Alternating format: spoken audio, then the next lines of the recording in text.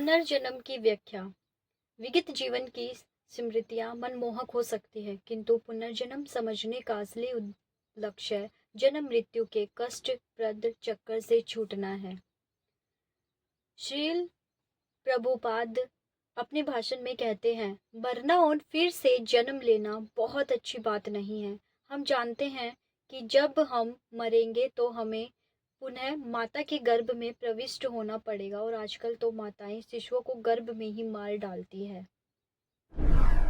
एक दोहा है, जिस प्रकार शरीरधारी आत्मा इस शरीर में बाल्यावस्था से तरुणावस्था में और फिर वृद्धावस्था से निरंतर अग्रसर होता रहता है, उसी प्रकार मृत्यु होने पर आत्मा दूसरे शरीर में चला जाता है।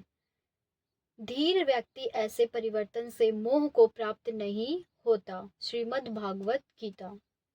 सामान्यतः लोग इस सरल श्लोक को भी नहीं समझ पाते, इसलिए भगवान श्री कृष्ण कहते हैं, धीर शस्त्र न मूर्हति।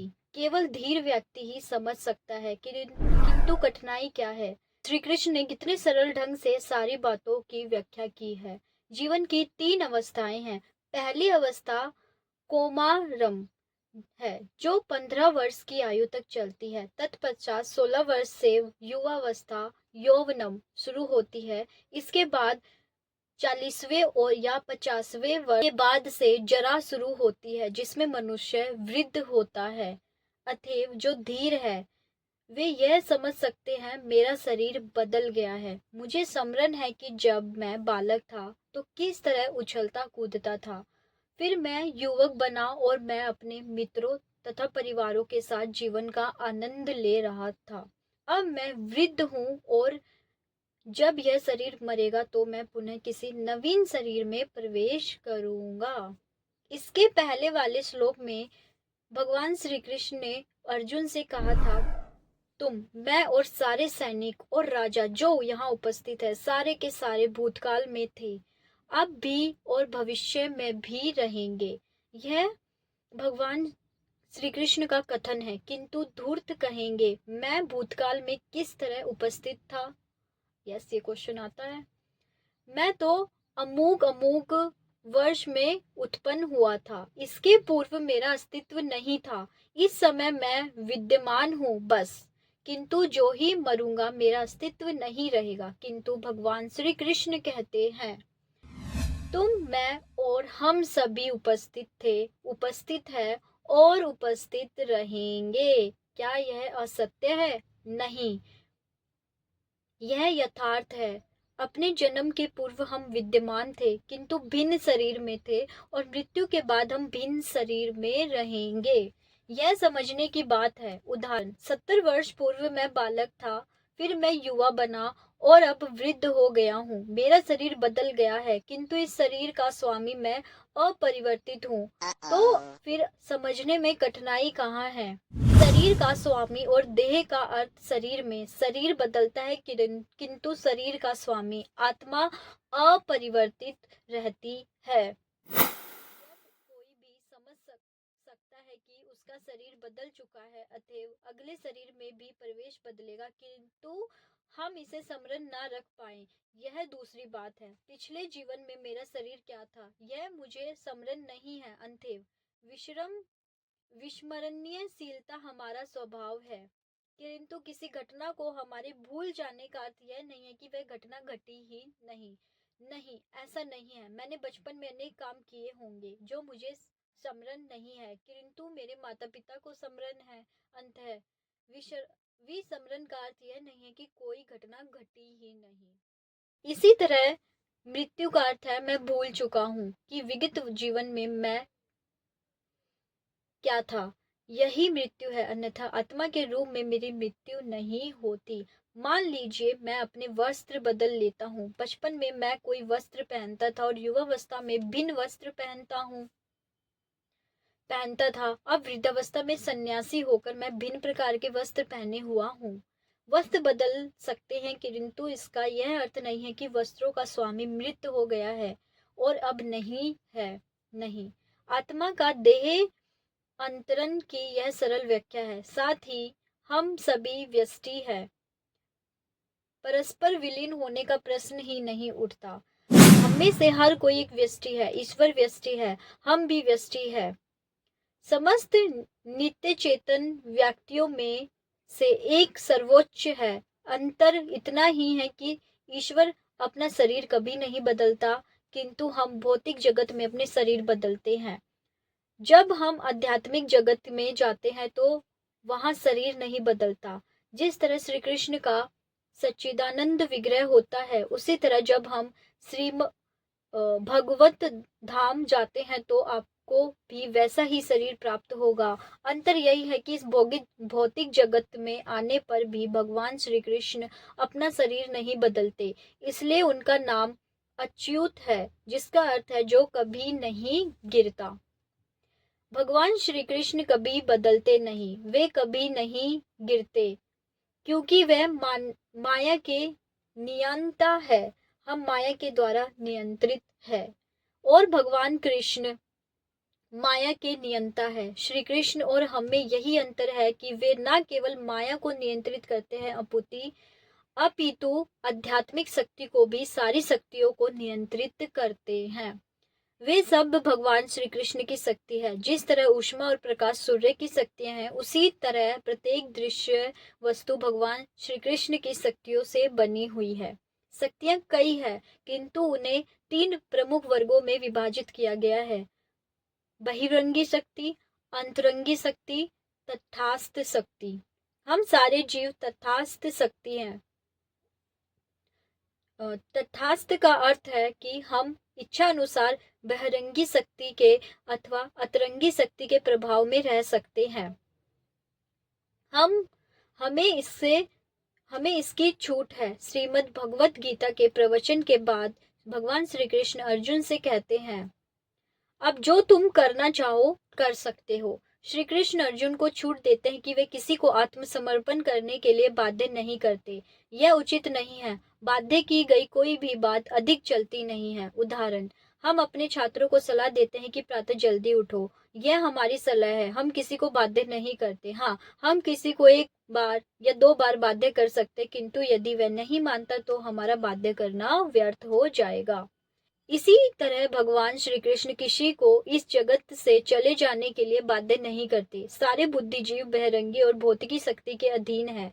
भगवान श्री कृष्ण यहाँ पर हमें माया के पास से छुड़ाने के लिए आते हैं।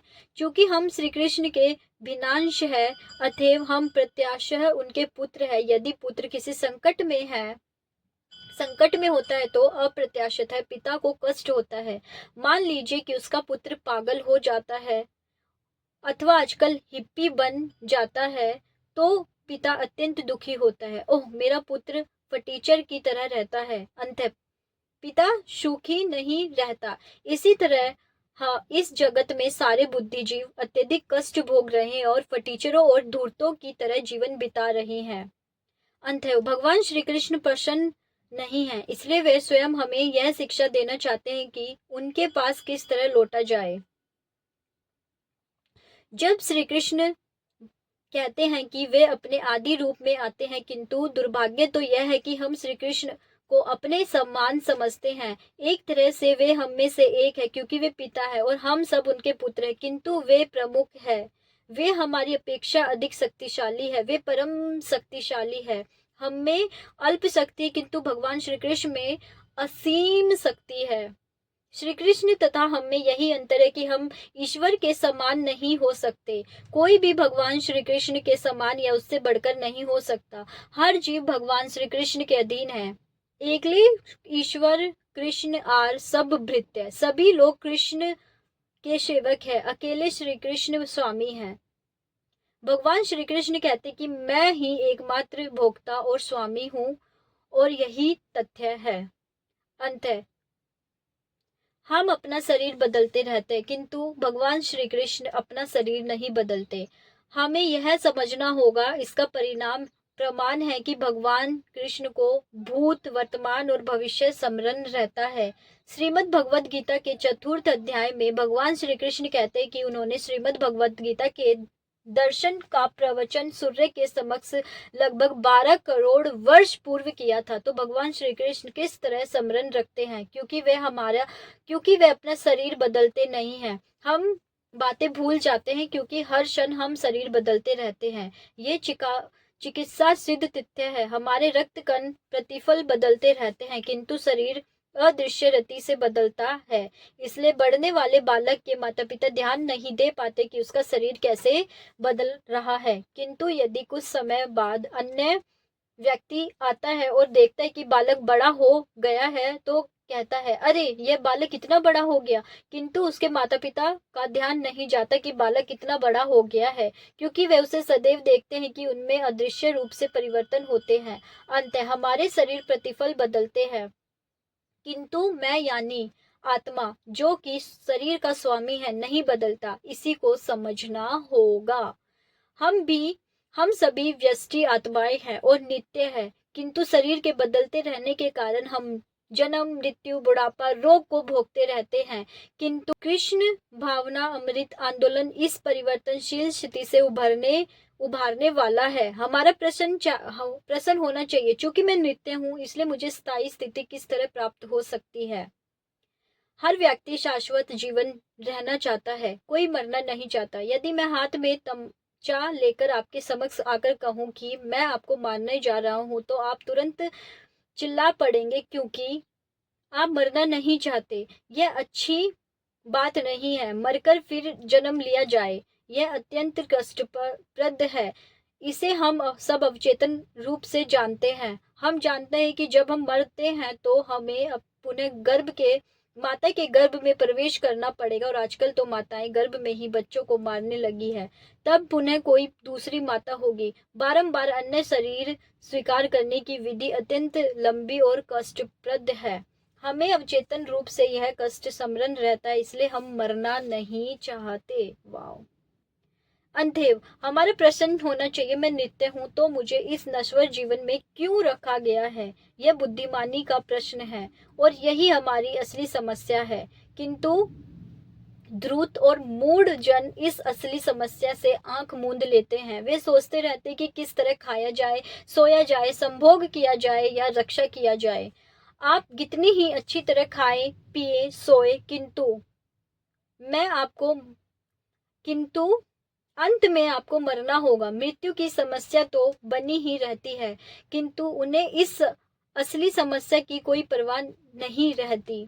वे क्षणिक समस्याओं को हल करने के लिए अत्यधिक सतर्क रहते हैं, जबकि वह वास्तविक समस्याएं नहीं है। पशु या पक्षी भी खाते हैं, सोते हैं, संभोग और अपनी रक्षा करते हैं। मानवीय शिक्षा एवं तथाकथित सभ्यता के बिना ही वे इन सारी बातों को जानते हैं। अंत है, यह हमारी असली समस्या नहीं है। असली समस्या तो यह है कि हम मरना नहीं चाहते, किंतु मृत्यु आती है। यही हमारी असली समस्या है, किंतु धूर्तगण इसे नहीं जानते। वे क्षणिक समस्याओं में सदा व्यस्त रहते हैं।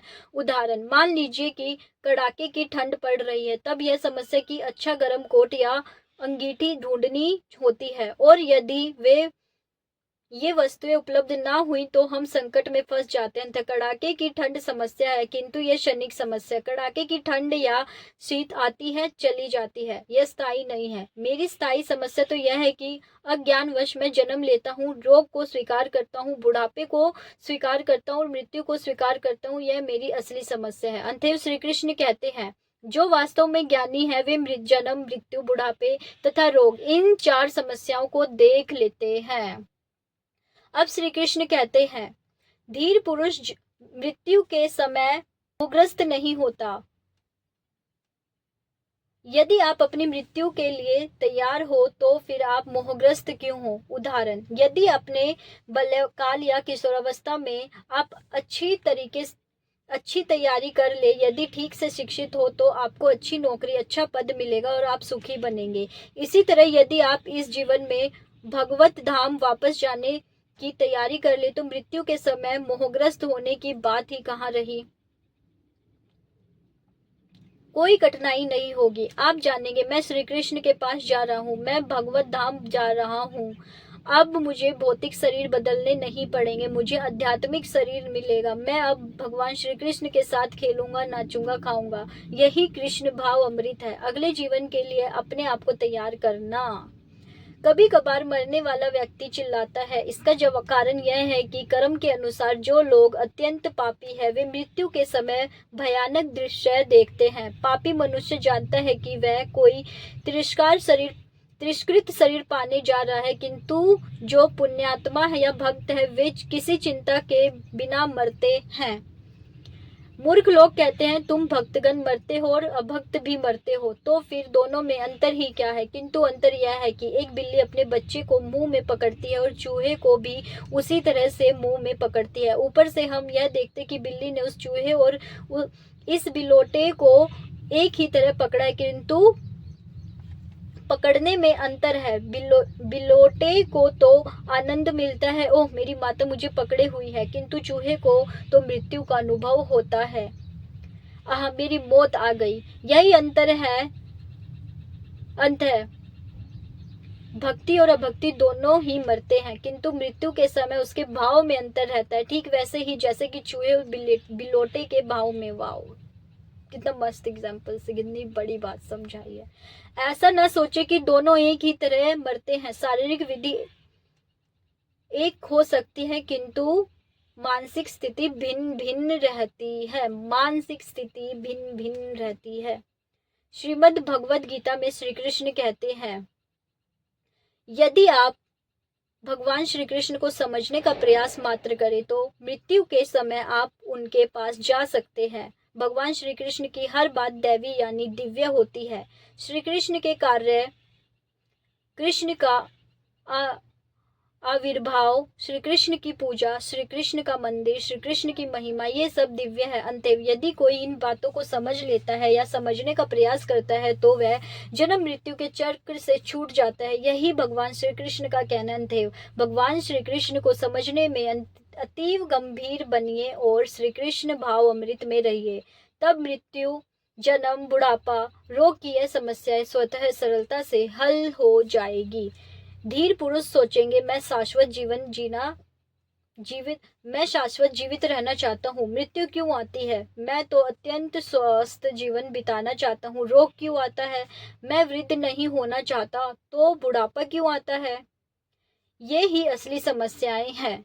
केवल कृष्ण भाव अमृत ग्रहण करने, केवल भगवान श्री कृष्ण को समझ लेने से ही सारी समस्याएं हल की जा सकती है। और भगवान श्री कृष्ण को समझने के लिए श्रीमद् भगवद गीता तो है ही, जिसमें इनकी सुंदर व्याख्या हुई है। अंततः अपने जीवन को सफल बनाइए। आप यह समझ लीजिए कि आप शरीर नहीं है, आप शरीर के भीतर स्थित हैं, किंतु शरीर नहीं है। पंछी पिंजरे के भीतर रहता है, किंतु पिंजरा पंछी नहीं है। मूर्ख लोग पिंजरे की परवाह करते हैं, पंछी की नहीं। अंततः पक्षी भूखों मरता है, उसी तरह हम आध्यात्मिक भूख में पीड़ित है। इसलिए कोई भी इस जगत में सुखी नहीं है, सभी आध्यात्मिक भूख से पीड़ित है। इसलिए आप देखते हैं कि अमेरिका जैसे ऐश्वर्य संपन्न देश में भी जहाँ पर्याप्त भोजन, आवास, भौतिक भोग, लोग हिप्पी बने रहे हैं। युवक तुष्ट हैं क्योंकि उनमें आध्यात्मिक शुदा समाई है। भौतिक दृष्टि से आप ऐश्वर्य संपन्न भले ही हो, किंतु आध्यात्मिक रूप से भूखे रहने पर आप सुखी नहीं हो सकते। आवश्यकता है कि आध्यात्मिक कायाकल्प की। आपको अनुभव करना चाहिए कि अहम ब्रह्मास्मि, मैं यह शरीर नहीं अपितु ब्रह्मा अर्थात आध्यात्मिक आत्मा हूँ। तब आप सुखी हो सकेंगे, तभी समता और बंधुत्व स्थापित होगा, अन्यथा यह सब व्यर्थ है। ये बड़ी बड़ी बातें ही है। श्री कृष्ण भाव अमृत के बिना समानता, बंधुता इत्यादि नहीं आ सकती। आध्यात्मिक पद पर पहुंचकर ही आप हर एक को समष्टि से देख सकेंगे, अन्यथा आप सोचेंगे मैं तो हाथ पांव धारी मनुष्य हूँ और गाय के हाथ पांव नहीं है, अंत मैं उसे मारकर खा सकता हूँ। क्यों? किसी पशु को मारने का क्या कारण अधिकार है आपको? कृष्ण भाव अमृत के ना होने से आप में समता की दृष्टि नहीं है। अंततः इस जगत में तथा कथित शिक्षा, संस्कृति, बंधुत्व ये सभी व्यर्थ है। कृष्ण भाव अमृत ही अध्ययन किए जाने की उचित विषय वस्तु है। तभी समाज सुखी हो सकेगा, अन्यथा नहीं। अनेक धन्यवाद।